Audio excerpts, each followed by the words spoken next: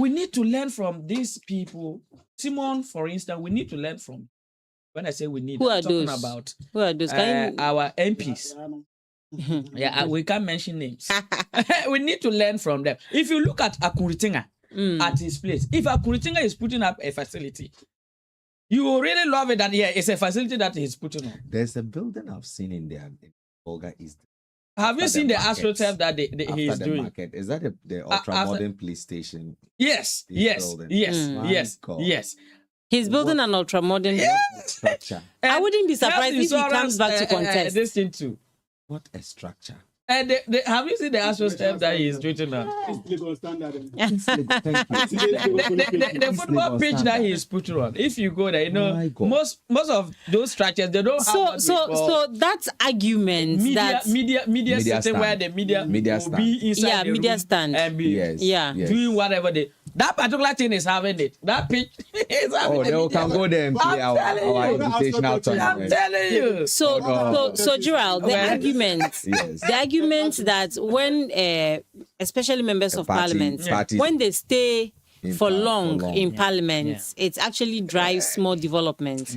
Can you agree? I will struggle to agree. Okay. Because we have notable members of parliament in this particular region. Okay. And I know as I'm speaking, there's a name that ran through someone's head listening to me now. Okay. You see, we have had members of parliament who are 4-time MPs. Okay. 3-time MPs. But their constituencies cannot boast of the type of projects we are talking about. When I saw that structure, I was wondering, is there someone putting up a private residence or something? Look at the library. And it's huge. Okay. Like it's a solid structure, and I wish one day maybe I didn't take an image or I would have shown it to you. No worries. We'll go there one day. We'll go there. We'll find time and go there. The training pitch which Moses talks about. Look, by far, it's a place where you can go and have your games, video it, and someone will ask you, where is this pitch from? Even if you used to cool out the person that I'm in a crowd. That's very strategic. Yes. Because once that, and I think I will do my investigation regarding how standard it is. Okay. If it meets the FIFA parameters and it qualifies to be used for division matches, then that means that it's a huge good news for what do you call it? The people of Zarungis. You know why? No, for them in particular. Because if I am coming to play an FA match, especially if it's sanctioned by the FA and it can be used for their league matches, and say Division 1 league clubs are coming here to play or FA Cup matches are going to be played, I would prefer to sleep in a hotel closer to the pitch than sleeping in a hotel in Bolga. You understand? Local businesses, restaurants, supermarkets, those who sell water and all that, they will get to benefit than those here. So that's good news for them. Look, for me, there's one thing that I would mark Isaac Adongo with and all the MPs in this region with. And maybe I'll just have to make an exception for Akuritinga because of what he's doing in Bolga East.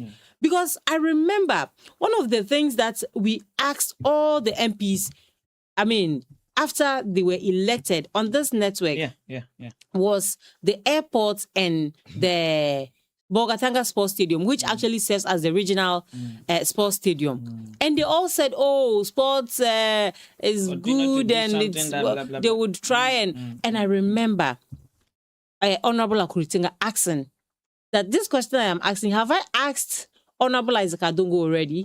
If I haven't, I should ask him. And that together, he should keep reminding them in Parliament. He too will do, then they'll push. I still have that video.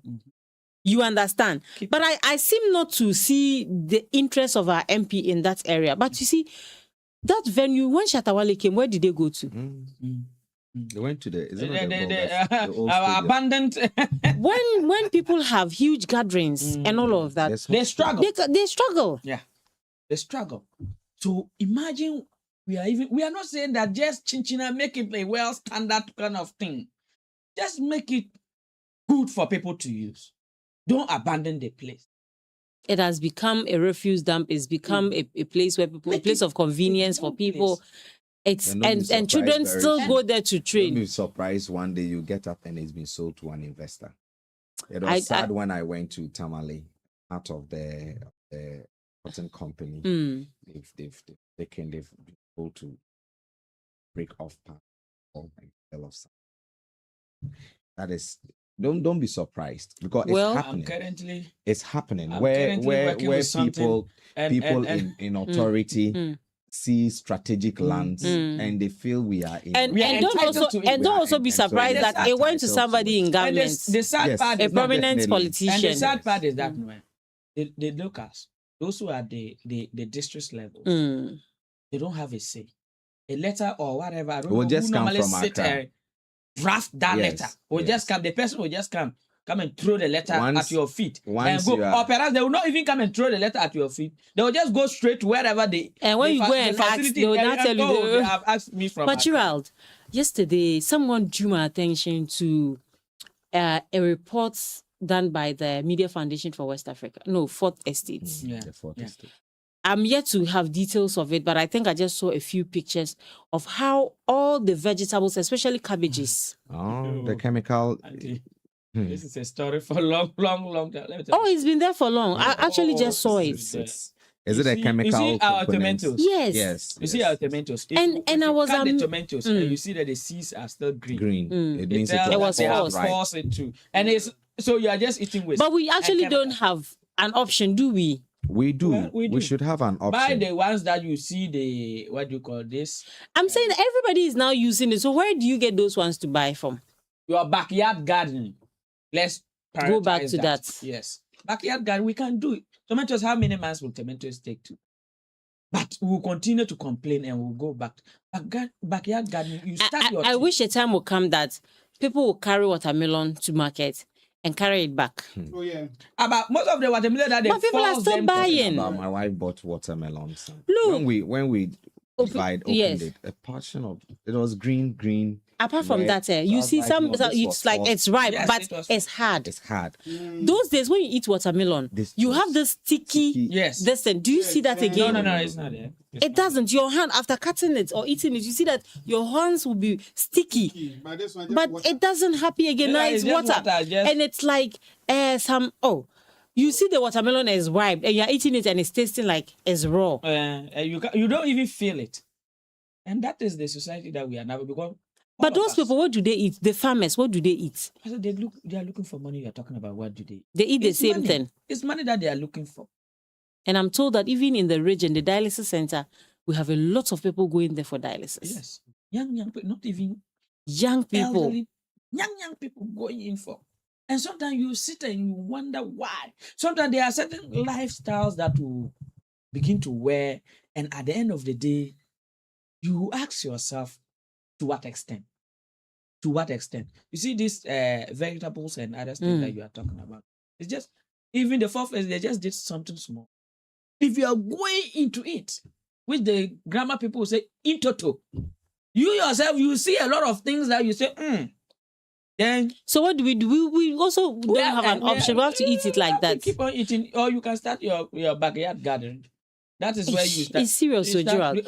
So let's go on our website, www.a1radioonline.com. Once we go on our website, I wanted to prompt you about something. Yesterday when we finished our Novrongo program and we're not coming, we came around 7 p.m. there. Okay, then you had a lot of good times. You enjoyed yourselves. It was not about the road. Why are you jumping? My sister, the road when we were coming, the road was dark. We True. got to Sumburungo. Oh, an attempt area coming. The light was just there, like Accra. Wow. And that is the former municipal chief executive. No, Tango. As for the street lights, as for the Tango, we have to credit the former municipal chief executive. No, as for the Rex Asanga. Yes. Rex Asanga.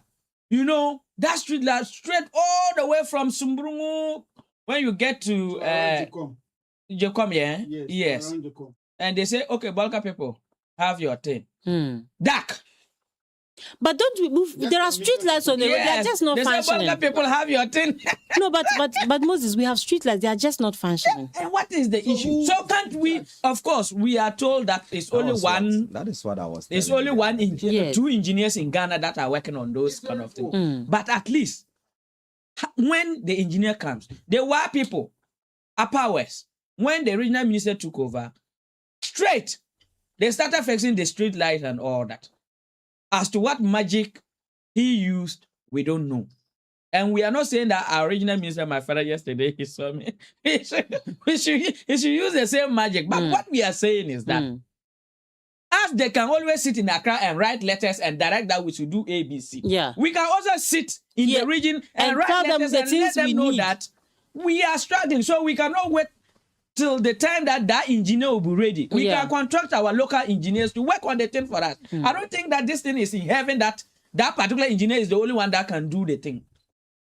Because most of the accidents that we are getting here in the region is those at night, You get me? So if they are able to work on it, it will save us. So, Minister, your father, dear father, I have to even write a letter now.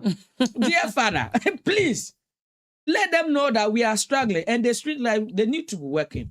The traffic lights, they need to be working. Yeah. Of course, we are human beings, sometimes we don't want to respect traffic light and other stuff. Oh, but I think that the traffic violations are not so much. Yes. We have packets of incidents, but if they are working, a lot of times you see you people... are talking about 24-hour economy, and you talk about how the street light, they will be lighting, there will be everything, no fear. Start it now, and we'll know that yes, when the markets are ready, the street lights will be working. If you go to a year market, I don't know if you have ever been there in the night, somewhere 8 p.m. and thereabout. Most of the places, the corners, the street lights are not working. And you see, the street lights really help the women. Municipality, the 24 hours is going to be at Yikine. Is it Yikine? No, Soka. Is it Yikine? No, Soka BC. Soka BC. Yeah. No street lights to. No, when they finish the market, they'll so they extend the lights. So when they now finish the market, yes, who will be here? Who will be here? Very well. So, listeners, you can go on our website, www.a1radioonline.org. We'll do a few stories on the website. But of course, if you want all the details, and also if you want to get more stories, then please visit the website. The Chief Executive Officer of Charger Limited, Emmanuel Bokite, has encouraged young people to remain committed to their dreams, saying consistency, hard work, and purposeful decisions are the foundation of future success. So yesterday, we were told that, and our colleagues were there, youth protests for poor road networks, demand action now.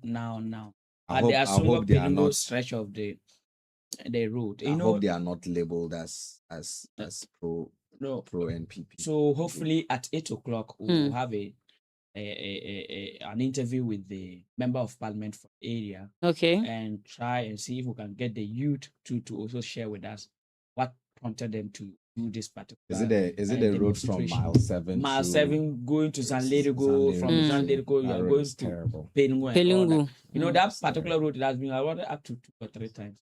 During the NPP, it was 2 times. It's a milking cow.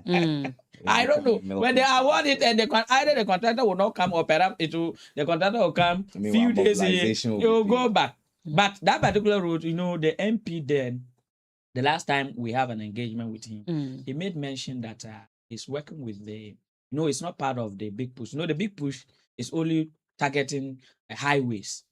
So that particular route is not part of the big push. And even with that, we are benefiting using the Navrongo. Well, how about the 10 kilometer per district? One district, one 10 kilometer per district in a year project. Yeah. Remember there was a 1 kilometer per 10 kilometers. Something. 10 kilometers. It's 10 kilometers. Is it 10? Yes. 10 or 1 per district, or is it?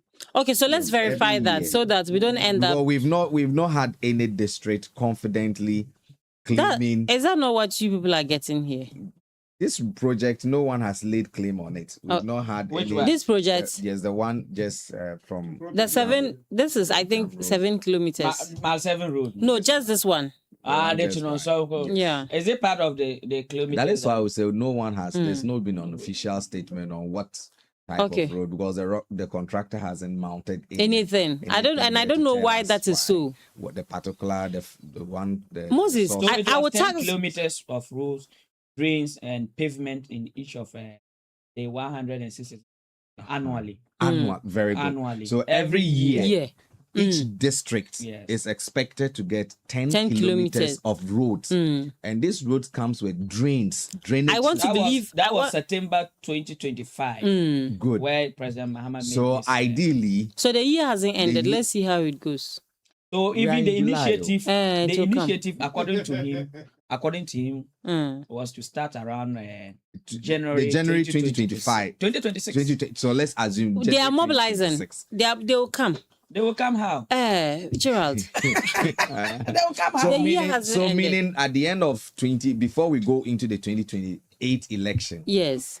each district that is should have gotten about in 30. the Upper East region, every district is a constituency. Yes. Yeah. So every constituency should expect 30 kilometers of in constituency roads. Urban roads. So it's not the main roads connecting one district to another, but within your district or your constituency, the roads, we should measure complete asphalted roads up to 30 kilometers. Arauco Construction Limited working on the Sumburungo, the Sirugo Naga Road. Yeah. I was told that our MP, Honorable Azeka Dongo, if you are listening to me, good morning.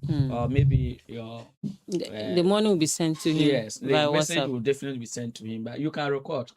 Because I was told, deep throat source, that Azeka Dongo instructed the contractor to make sure that the bitumen surfacing, they should go back and complete it.